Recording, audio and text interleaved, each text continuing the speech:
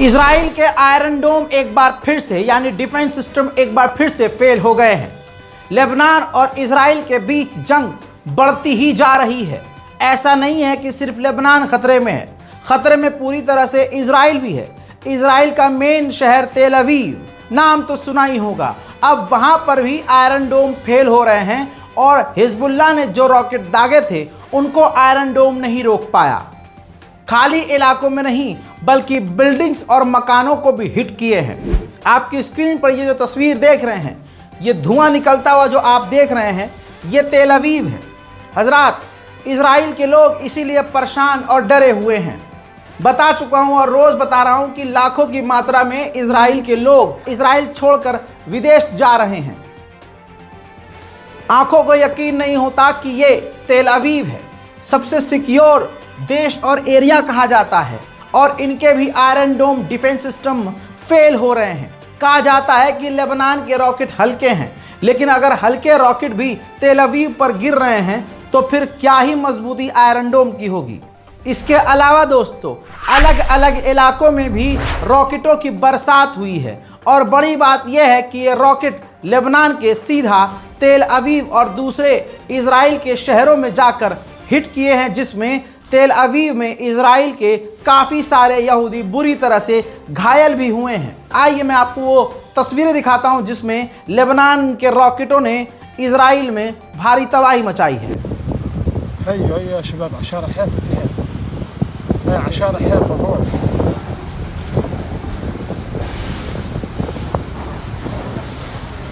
شباب هاي الصواريخ هون فكعن مش قصف، هاي الصواريخ هون بالضبط بالمراح فوق المراح بالضبط।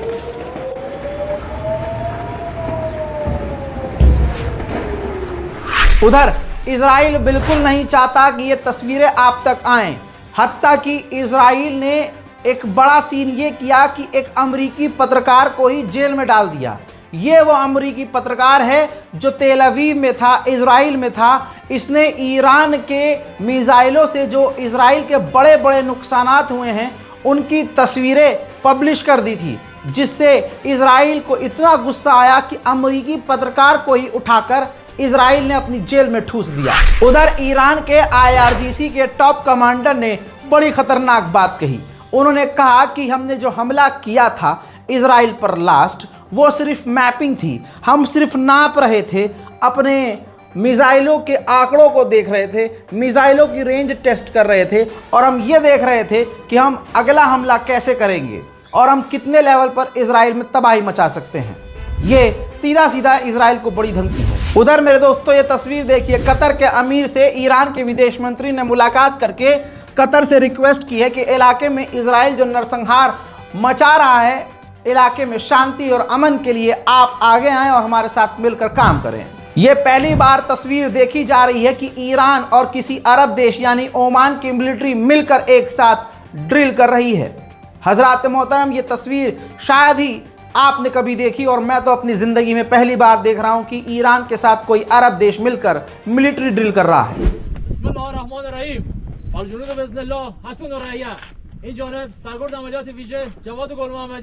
ضمن عرض سلام و خیر مقدم خدمت فرمانده محترم نیروی زمینی ارتش جمهوری اسلامی ایران امیر حیدری عزیز، هیئت محترم همراه و فرمانده محترم ارتش سلطنتی عمان سرلشکر بلوچی جهت تشریح سناریوی رزمایش جنگ شهری تمرین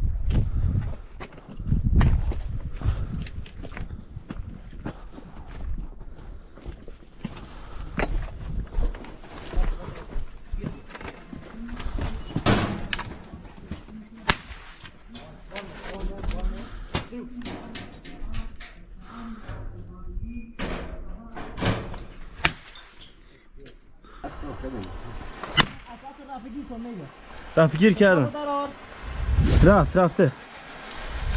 उधर ईरान पर हमला कंफर्म है। अब ये मैप देख लीजिए, ये सैटेलाइट इमेज।